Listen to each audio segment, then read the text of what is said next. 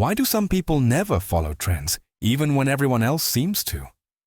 Why is it that the more popular something becomes, the more rejection they feel? Is it simple rebelliousness? Or is there something much deeper happening in their minds?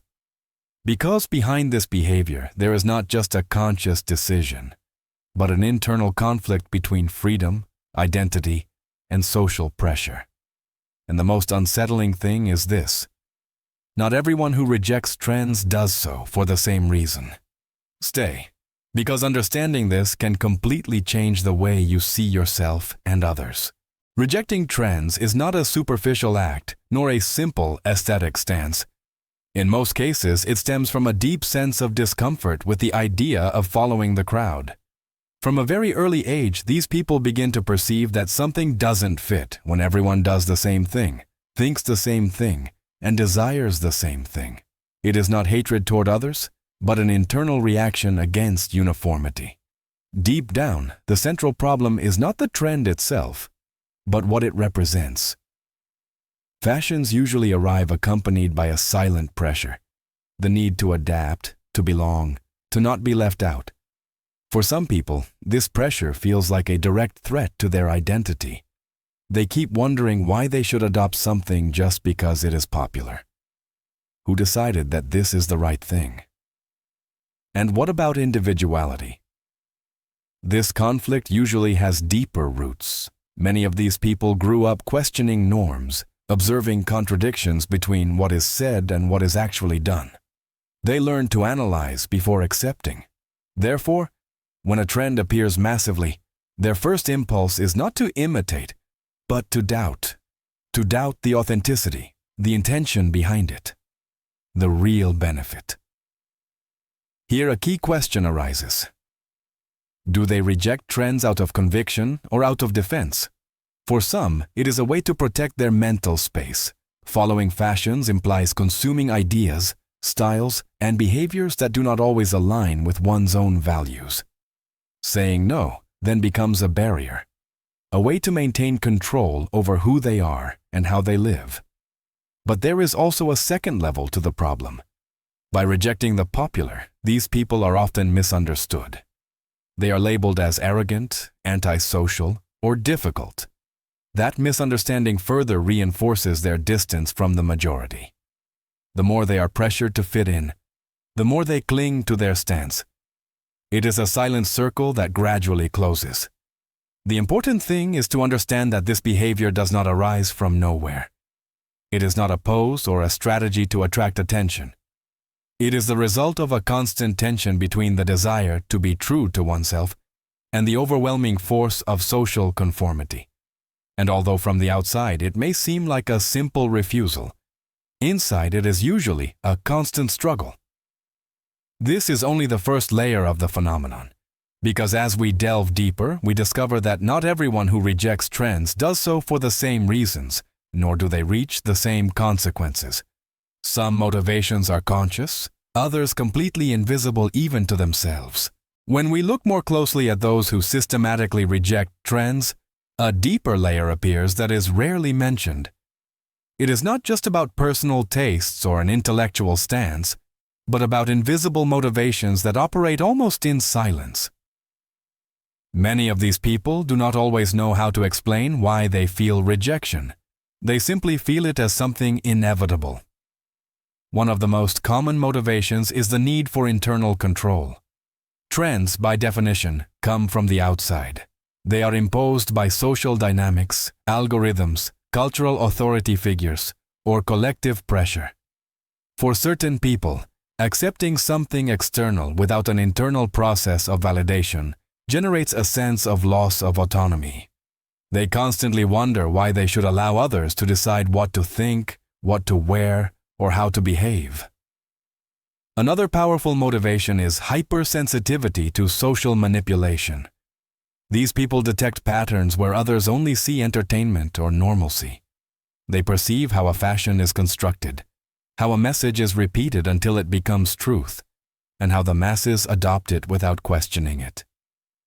This awareness causes distrust, and that distrust transforms into automatic rejection. Previous experience also comes into play. Many of them followed trends in the past and ended up feeling empty, disconnected, or even betrayed by their own decisions. They learned, sometimes painfully, that fitting in is not always equivalent to feeling fulfilled, that emotional memory remains recorded and acts as an alarm every time something new and popular arises. Here another key question arises. What if the rejection is not toward the trend, but toward the version of themselves they would be if they followed it? For some, adopting fashions implies betraying an identity they have built with effort. They have invested time in defining themselves as independent, critical, different individuals. Following a trend could crumble that internal image, and the fear of that loss is stronger than the desire to belong. However, not everything is conscious. In many cases, there is an internal contradiction. Although they reject the popular, they continue to observe it closely. They analyze, compare, judge. They are not disconnected from the world. They simply position themselves on the periphery. From there, they feel they can see more clearly what others do not question. This behavior can also function as a social filter. By not following trends, they naturally limit ties with people who prioritize external validation. They prefer deeper, less numerous relationships based on shared values and not on passing fashions. Rejection then becomes a way of selecting their environment. But this mechanism has a cost. Maintaining a countercurrent stance requires constant energy. It means justifying decisions, enduring looks of incomprehension, and, at times, accepting loneliness. Still, many consider that price acceptable if, in exchange, they preserve their internal consistency. These invisible motivations explain why the rejection of trends does not disappear over time. It is not a phase or a temporary rebellion. It is a psychological structure that is reinforced with each experience, with each internal confirmation that following the crowd is not the right path for them. And this is where the phenomenon begins to show deeper consequences, both positive and negative, that directly affect how these people build their lives. Rejecting trends is not a neutral decision. Over time, this stance leaves clear marks on the psychology of those who adopt it. Some of these consequences strengthen identity. Others, however, introduce internal tensions that are difficult to recognize. First, an intense sense of personal consistency appears. These people usually experience a deep alignment between what they think, what they feel, and what they do. They do not live with the discomfort of faking interests that do not represent them or adopting behaviors just to fit in. This consistency generates a particular form of internal peace, a calm that does not depend on external approval. However, that same consistency can transform into rigidity. By defining oneself for years as someone who does not follow fashions, any deviation is perceived as a threat to identity. This can lead to rejecting valuable ideas solely because they have become popular. The mind begins to confuse critical thinking with automatic opposition, and the border between independence and stubbornness becomes blurred.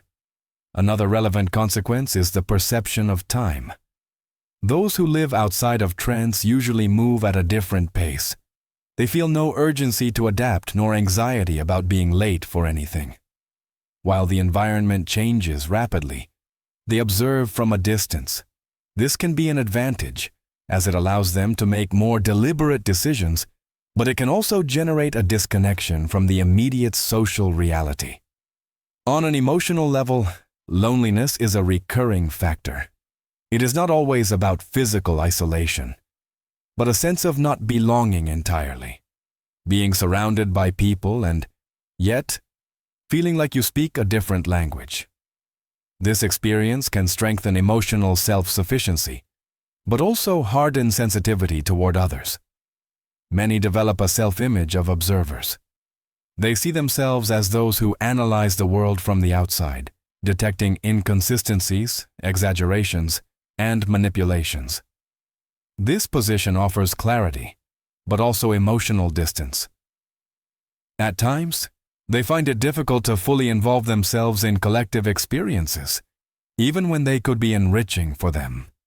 A particular relationship with recognition also appears. By not seeking mass validation, they learn to derive satisfaction from internal, silent achievements that are difficult to explain to others. Nevertheless, when that recognition never comes from the outside, a submerged frustration can arise. An uncomfortable question begins to emerge. What if no one really sees who I am? The systematic rejection of trends can reinforce the sense of uniqueness, but also feed a constant comparison with the majority. Although they say they do not need approval, the reference to the group is still present. The difference is that now it is defined by contrast, not by belonging. And that continuous contrast consumes mental energy.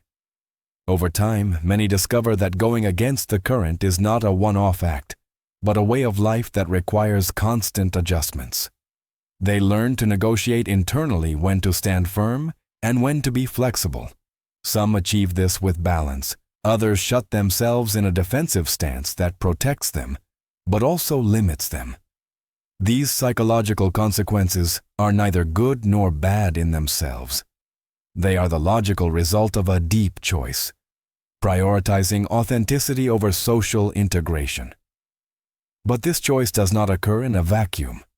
It has direct effects on relationships, on the way of loving, working, and connecting with the world. And it is precisely in that terrain, that of human relationships, where this rejection of trends reveals its most complex and contradictory impact.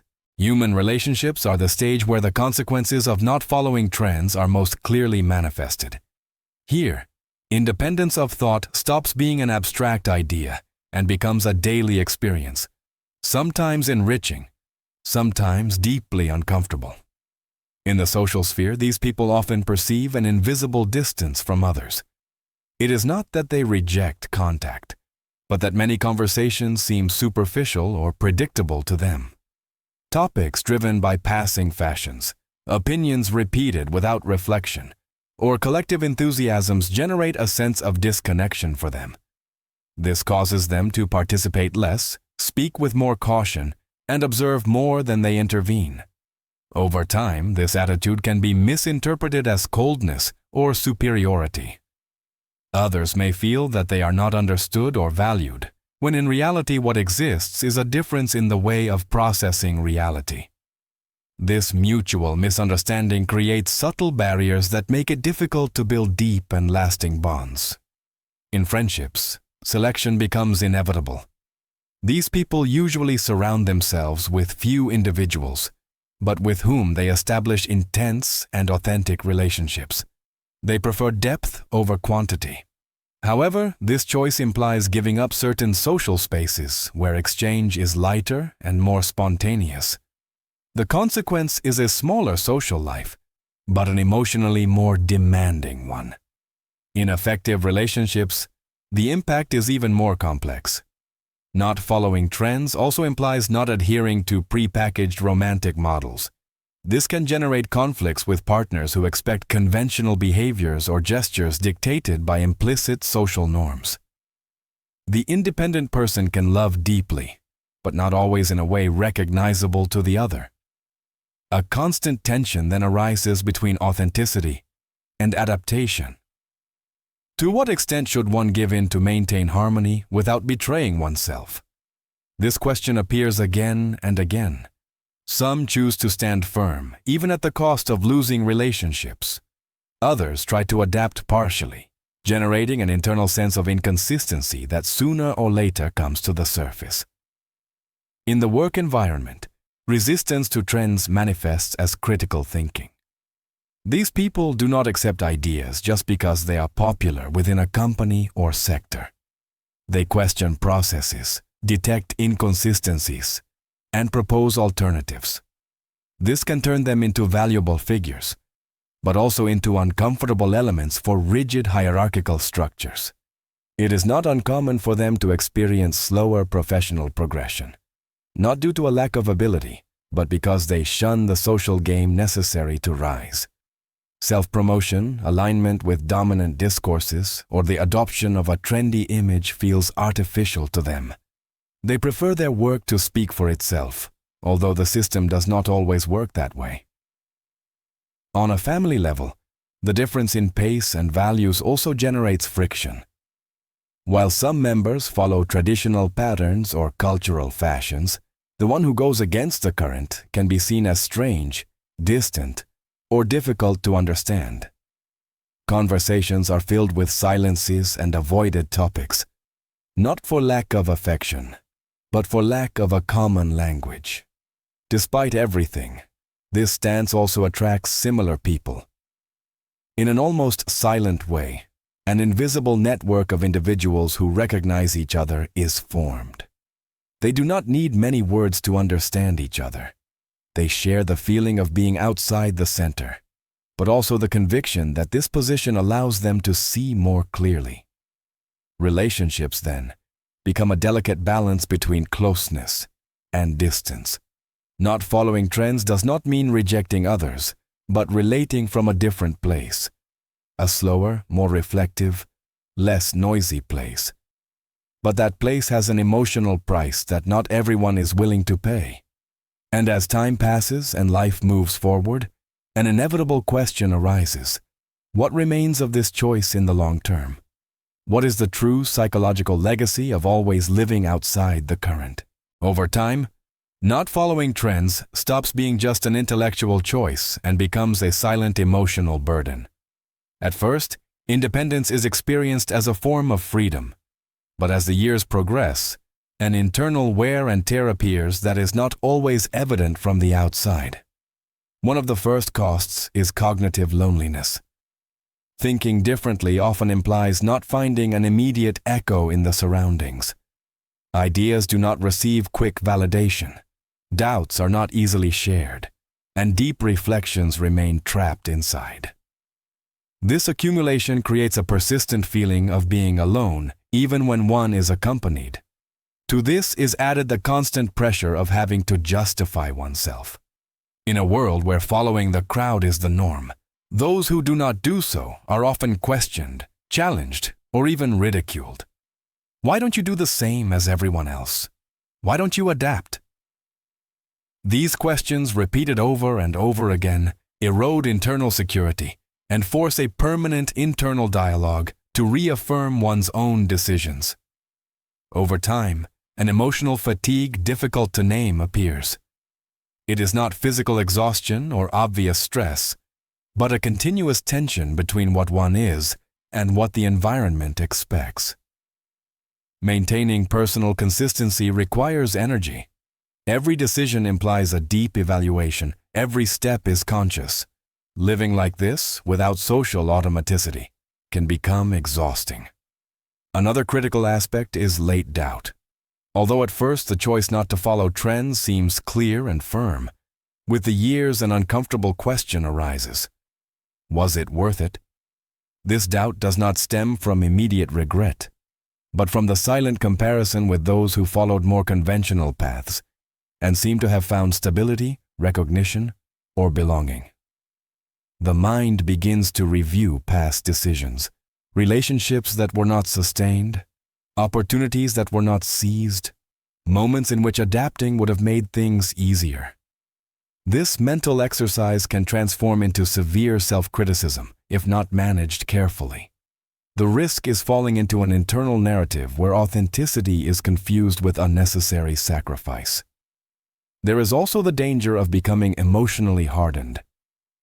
To protect themselves from rejection or misunderstanding, some people develop a psychological shell. They become more reserved, less expressive, more distant. Although this defense reduces immediate pain, it also limits the capacity for connection and emotional openness. However, not all the cost is negative. This path forces the development of a strong self-awareness. The person learns to listen to themselves, to identify their real values, and to sustain them even in adverse contexts. This internal clarity becomes a compass that, although it does not eliminate suffering, gives it meaning. The internal conflict reaches its peak when the person faces important life decisions, career changes, long-term relationships, family commitments. In those moments, the question is not just what is desired, but how much one is willing to give in. Every concession is experienced as a possible betrayal, and every resistance as a new isolation.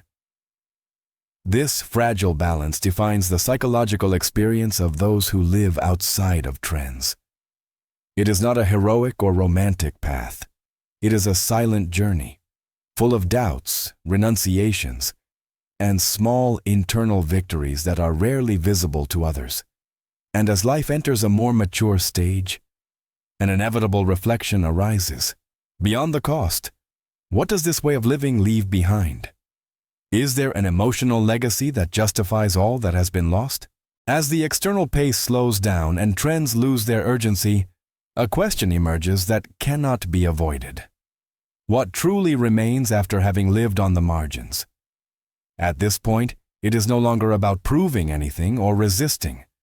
It is about observing with brutal honesty the result of a life guided by one's own criteria.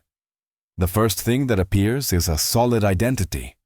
Unlike those who constantly adapted to external expectations, here there is no fragmented biography. The decisions, although debatable, follow a consistent line. There is an internal continuity that allows one to look back and recognize oneself at every stage, even in the errors. This consistency generates a particular form of peace. It is not euphoria or constant satisfaction, but the absence of a deep conflict with oneself. There is no feeling of having betrayed oneself to fit in, or of having lived a borrowed life. What has been lived belongs entirely to the one who lived it, with all its consequences. A different relationship with time also arises. Those who did not chase trends learned to move at their own pace. This translates into a greater tolerance for waiting, for silence, and for long processes. While others feel anxiety in the absence of external stimuli, here the void becomes a fertile space for reflection. The relationships that remain acquire a special value. They are not numerous, but they are genuine. They are built on real affinity and not on social convenience. These connections, though few, offer an emotional depth difficult to find in more superficial bonds. Every conversation has weight. Every encounter leaves a mark. At this stage, external validation loses relevance. One no longer seeks approval or recognition. The internal criterion becomes the only reference. This does not mean indifference toward others, but an emotional freedom that allows listening without depending, sharing without adapting, and dissenting without guilt. On a mental level, an uncommon clarity is developed. Years of constant questioning train the capacity for analysis and critical vision. The person identifies patterns, anticipates consequences, and understands social dynamics with greater depth. This lucidity does not always bring happiness, but it does bring understanding.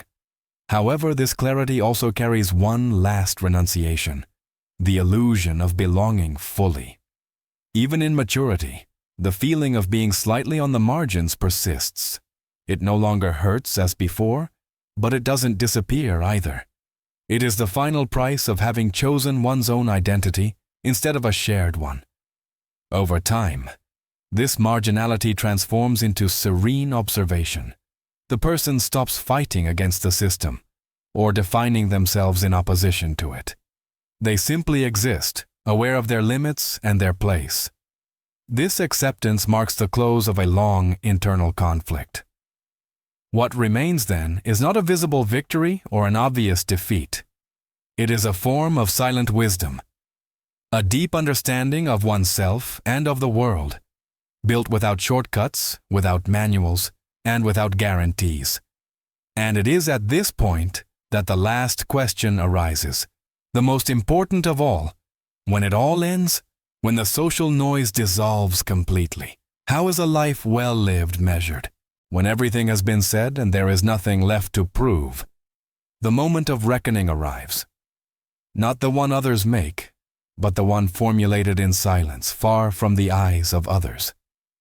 In that final instant, life stops being measured in visible achievements and begins to be evaluated from a much more intimate criterion. The first question is not how much was achieved, but how much truth there was in every step. Were the decisions born from fear or from conviction? Was the path chosen out of one's own desire or out of external pressure? There are no comfortable answers here, only honesty. And that honesty, however uncomfortable, is the only parameter that matters. A life lived on the margins never offers guarantees of traditional success. It does not promise stability, recognition, or acceptance. But it offers something different, internal consistency. And with it, the possibility of closing one's eyes without the feeling of having played an imposed role for decades. Looking back, errors no longer weigh as failures, but as necessary trials. Every stumble confirms that the path was real, not an imitation. Even pain acquires meaning, because it was not a consequence of personal denial, but of the conscious price of choosing. The absence of applause stops being a lack. It is understood that external silence does not equate to internal emptiness. What was not celebrated by the crowd may have been deeply significant on an individual level, and in that understanding, the need for validation dissolves completely. It is also recognized that not everything was gain. There was loneliness, misunderstanding, and moments of deep doubt. But those moments are not hidden or denied. They are part of the final balance. They are proof that the path was not easy or automatic, but chosen over and over again.